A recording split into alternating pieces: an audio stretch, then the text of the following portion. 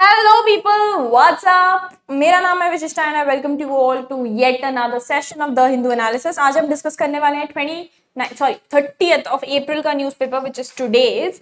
तो जो भी खबरें कल और आज में हुई हैं वो सारी की सारी हम आज के न्यूज़पेपर में डिस्कस करने वाले हैं। The most important two of them ones being जो आपके फ्रंट पेज पर ही दी गई हैं। तो फटाफट से भाई लोग आज और डिस्कशन शेयर शुरू करते हैं। ठीक है, चलो। मेरा आज जबान थोड़ी ऐसे करके लड़खड़ा रही है। थोड़ा मैराथन सेशंस थे, मैराथन स्टडी सेशंस, तो बोल बोल के मेरी जबान ऐसी हो चुकी है कि मारेगी क्या भाई, बट पढ़ना तो जरूरी है। चल, तो सबसे पहले मोदी जी ने कल ही बोला है आर्म्ड फोर्सेस को, आर्म्ड फोर्सेस यानी सारी की सारी एयरफोर्स, नेवी एंड आर्मी, तीनों को बोला गया है you have full operational freedom. अभी ऑपरेशनल फ्रीडम फुल्ली क्या होता है जो मोदी जी ने हमारी आर्म्ड फोर्सेस को दिया है, आइए जानते हैं।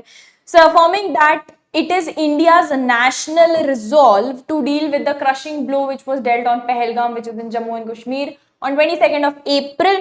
Prime Minister Modi ji reportedly said on Tuesday that the Indian armed forces, तीनों के तीनों, had his full confidence and complete operational freedom to decide on the mode, target and timings of the strike या of the attack जो भी carry out किए जाने चाहिए। मतलब मोदी जी ने एक तरीके से बोल दिया है हमारे आर्म्ड फोर्सेस को कि अपना इंटेलिजेंस यूज करके किस तरीके से अटैक करना है, किस तरीके से, what is going to be the mode of attack, through see करना है आपको, थ्रू एयर करना है, थ्रू जमीन, किस तरीके से आपको अटैक करना है और किस तरीके से आपके टारगेट कहां कहां होंगे और कब करना है। ये तीनों चीजें you have my complete confidence and you have complete freedom to decide all three. तो एक तरीके से आर्मी को बोल दिया गया है कि भाई तुमको दिखाया देश के साथ क्या हुआ, अब तुम जो कर सकते हो कर लो। अब जो होने वाला है उसको प्रॉब्ली देखकर कोई भी country, let alone Pakistan, India के साथ ऐसी हरकत करने से पहले 1000 बार सोचेगी, including any other terrorist group and militant group.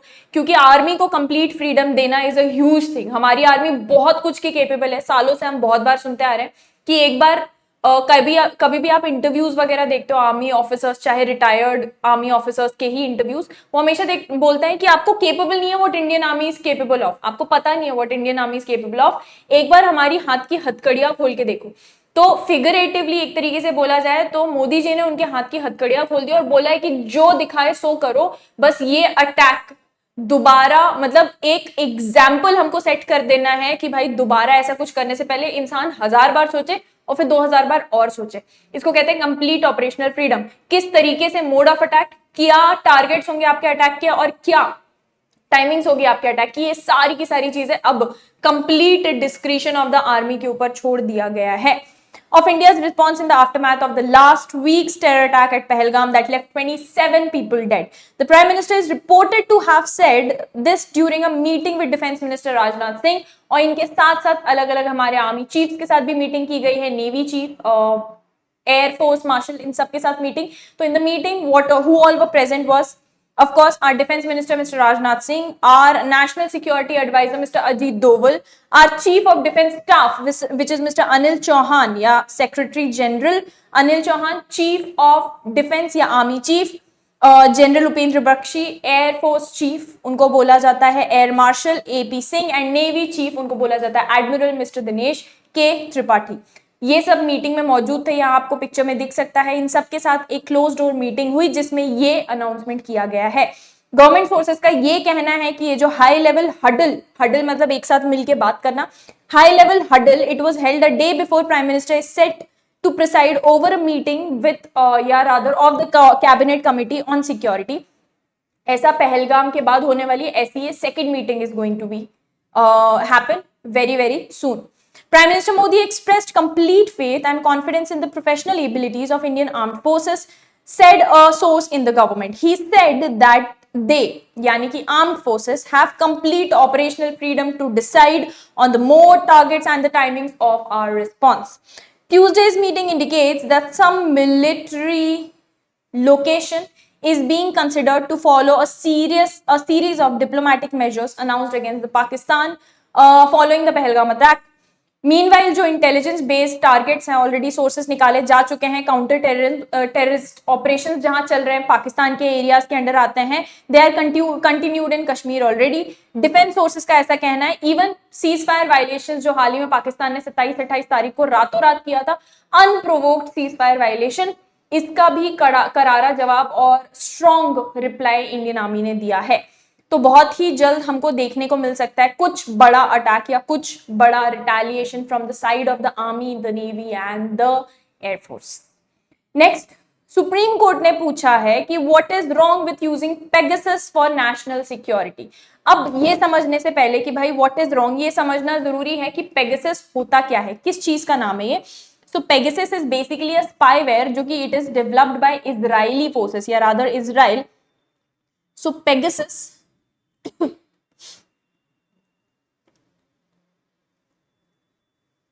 it is a highly sophisticated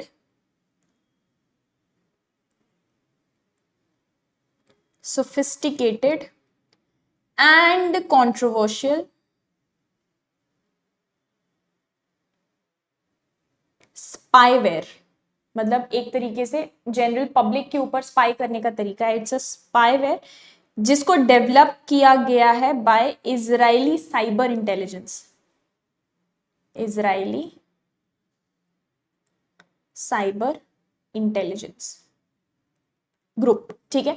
basically उसको एनएसओ फॉर्म बोला जाता है, एनएसओ ग्रुप बोला जाता है। It is also design, basically इसको डिजाइन क्यों किया गया है, टू इनफिल्ट्रेट स्मार्टफोन्स। अच्छा, स्मार्टफोन्स में दोनों iOS एंड एंड्रॉइड, एंड उसी के साथ साथ and extract data without users knowledge. तो हो सकता है आपके ही फोन से डेटा एक्सट्रैक्ट कर रही है गवर्नमेंट या intelligence agencies, you don't even know using this Pegasus. It is a extremely intelligent model of spying जो स्मार्टफोन्स को टारगेट करता है, ठीक है। अच्छा, इसके फीचर्स फटाफट से देख लेते हैं जिसके वजह से ये इतना ज्यादा कंट्रोवर्सी में है या इतना हाईली सॉर्ट आउट है। सो पेगासस के फीचर्स, सबसे पहला फीचर्स होता है जीरो क्लिक एक्सप्लॉइट, कहते हैं इसको हम जीरो क्लिक एक्सप्लॉइट्स। तो बेसिकली पेगासस जो है वो डिवाइसेस को इन्फेक्ट आराम से कर सकता है विदाउट एनी यूजर इंटरैक्शन। यानी जनरली मालवेयर आपके फोन में कब आता है, जब आप किसी मेल पे, किसी एपीके पे, इसी तरीके से किसी पे क्लिक करो तब जाके आता है। लेकिन पेगासस इज जीरो क्लिक, मतलब सीधा सीधा आपके फोन में ये अटैक कर सकता है, घुस सकता है विदाउट एनी क्लिक्स, ठीक है। You don't need to click और ओपन एनी फाइल। दूसरा, it has access to sensitive data as well.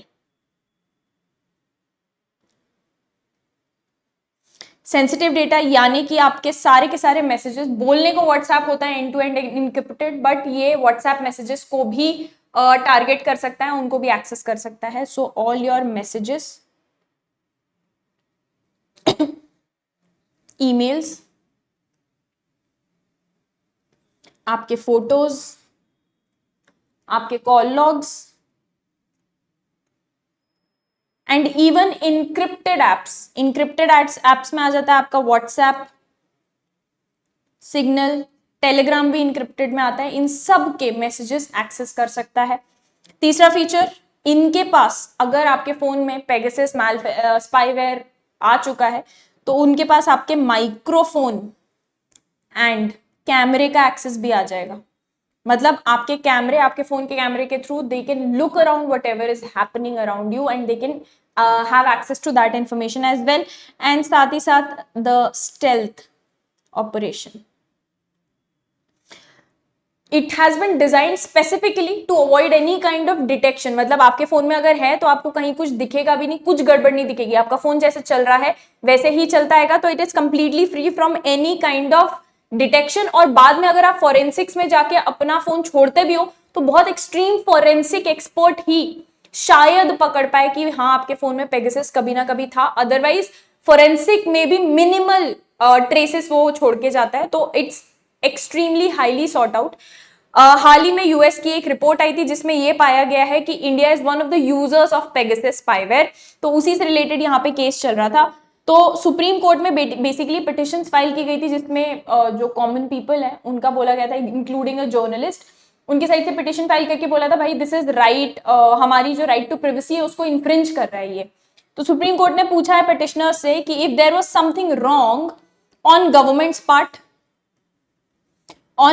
in the government using Israeli military grade Pegasus spyware for security reasons against anti-national elements. Acha, to quote them, what the judge said was, what is wrong if the country used that spyware for security reasons against anti-national elements? There is nothing wrong with having a spyware. Against whom it is used is the point. कि भाई अगर इस तरीके का spyware हमारी government के पास access है तो इसमें कुछ गलत नहीं है, बात यह है कि किस तरीके से, किस रीजन से यूज किया जा रहा है। यहाँ पे हमको जो देखने को मिल रहा है, it is being used for the reasons of national security.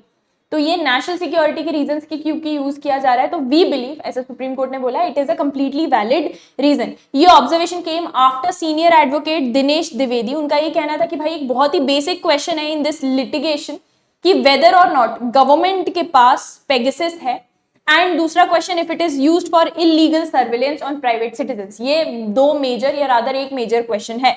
यहाँ पे जस्टिस कांत का ये कहना था कि right to privacy had to be protected from state surveillance. ये तो मानते हैं, but we can not compromise the security of the nation right to privacy के नाम पे। अपने देश की सिक्योरिटी कॉम्प्रोमाइज नहीं कर देंगे हम, specially in the present scenario. अभी जो जम्मू कश्मीर पहलगाम अटैक हुआ है, इस प्रेजेंट सिनेरियो में अगर गवर्नमेंट इस तरीके से स्पाईवेयर यूज कर रही है टू इनफिल्ट्रेट या to pick out these anti national elements in our society, तो इसमें we don't see anything wrong. Solicitor general Tushar Mehta ने इंटरजेक्ट किया यहाँ पे in the nearly 20-minute hearing which came a few days after the Pahalgam terror attack to agree that terrorist can not have any privacy rights.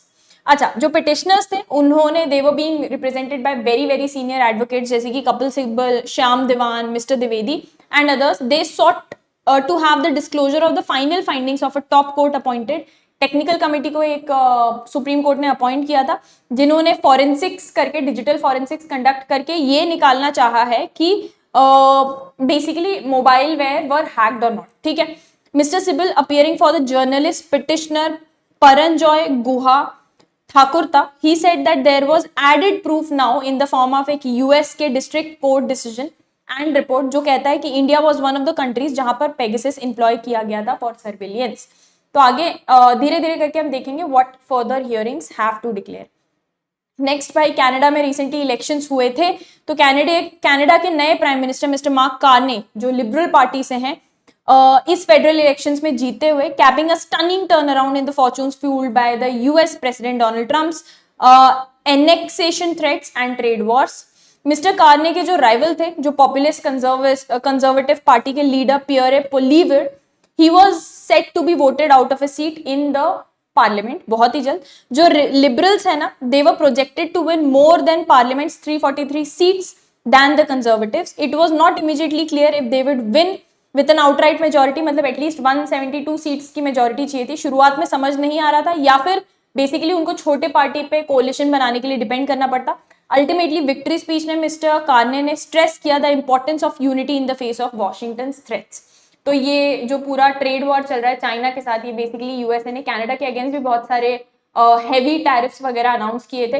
तो एक तरीके का trade war Canada और US का भी चल रहा है, हालांकि ये काफी ज्यादा नीचे लेवल पे आ चुका है, काफी ज्यादा ढक चुका है गिवन चाइना के साथ कितना बड़ा चल रहा है।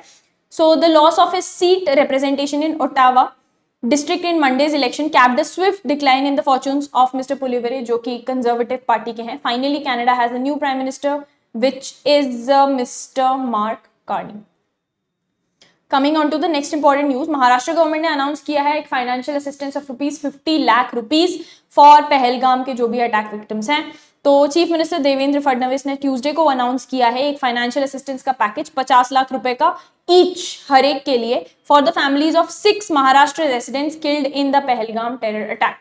इनमें 26 में से 6 महाराष्ट्र के ही लोग थे। State government is going to pay attention to the education and employment of the children of these families only, मतलब इसी फैमिली के जो बच्चे हैं उनके एजुकेशन वगैरह पर भी स्टेट गवर्नमेंट ध्यान देगी, ऐसा मिस्टर फडणवीस का कहना है। By doing this we are trying to give the message that the state is standing with every single victim of the family and supporting them in every way. तो एक तरीके का दुनिया ये यहाँ मैसेज ये दुनिया को देना चाह रहे हैं कि जो भी पहलगाम के विक्टिम्स हैं उनके साथ जो स्टेट है और स्टेट गवर्नमेंट है वो पूरा एंड तक और हर एक मुश्किल घड़ी में खड़ी हुई है और उनका साथ देने के लिए तैयार है।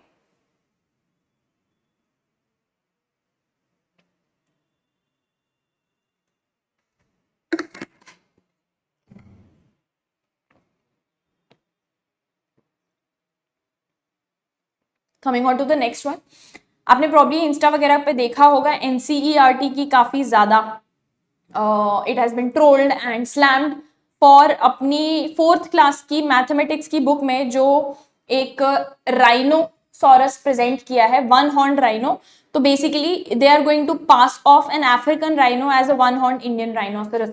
तो जो असम में काजीरंगा नेशनल पार्क में पाया जाता है वन हॉर्न राइनो, और नीचे नाम उसका लिखा हुआ है लेकिन पिक्चर में एक अफ्रीकन राइनो है। और एनसीईआरटी जो ज्यादातर सीबीएसई के सारे ही स्कूल्स उसी को रेफर करते हैं। तो मतलब बेसिकली एक बच्चे की बेसिक एजुकेशन वहां से शुरू होती है। उनके बुक में गलत पिक्चर्स रिप्रेजेंट की गई हैं, तो काफी ज्यादा क्रिटिसिज्म एनसीईआरटी को फेस करने के लिए मिला है।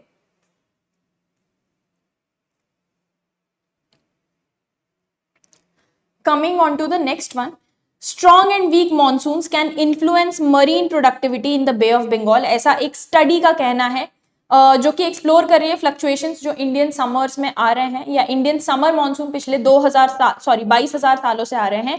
Marine productivity is a proxy for growth of plankton, phytoplankton जो बेसिकली समंदर के अंदर जो मछलियां जिंदा है उनके लिए एक one of the major reasons is phytoplanktons, the main source of nourishment for the aquatic life. धीरे धीरे करके समंदर का या जो हमारे ओशंस है उनका टेम्परेचर बढ़ रहा है जिसकी वजह से फाइटोप्लैंक्टन्स मर रहे हैं, दे आर डाइंग डाउन। और अगर फाइटोप्लैंक्टन्स खत्म हो जाते हैं या बहुत ज्यादा डिप्लीट हो जाते हैं तो मरीन लाइफ या एक्वेटिक लाइफ का सर्वाइव करना बहुत मुश्किल हो जाएगा ओशंस के अंदर। तो इसी के ऊपर स्टडी कंडक्ट की जा रही है और ऐसा माना जा रहा है कि ये जो चेंजेस इन मॉनसून वेदर हमको देखने को मिल रहा है मॉनसून पैटर्न में, इससे मरीन प्रोडक्टिविटी और मरीन लाइफ पे खासतौर पे बे ऑफ बंगाल में बहुत ज्यादा फर्क पड़ा है। बे ऑफ बंगाल के ऊपर वी डिपेंड काफी ज्यादा हद तक for our source of fish and shrimps and all that. हम काफी सारी फिशिंग बे ऑफ बंगाल में भी करते हैं, तो इसीलिए ये स्टडी कंडक्ट कराई गई है। एंड आगे आगे धीरे धीरे ऑफ कोर्स ये चेंज इन जो क्लाइमेट हो रहा है इसके वजह से बहुत सारे चेंजेस हमको अपने एटमॉस्फेयर अपने इन्वायरमेंट में देखने को मिल रहे हैं जिसमें एक्वेटिक लाइफ प्रॉब्लम सबसे ज्यादा अफेक्ट हो रही है।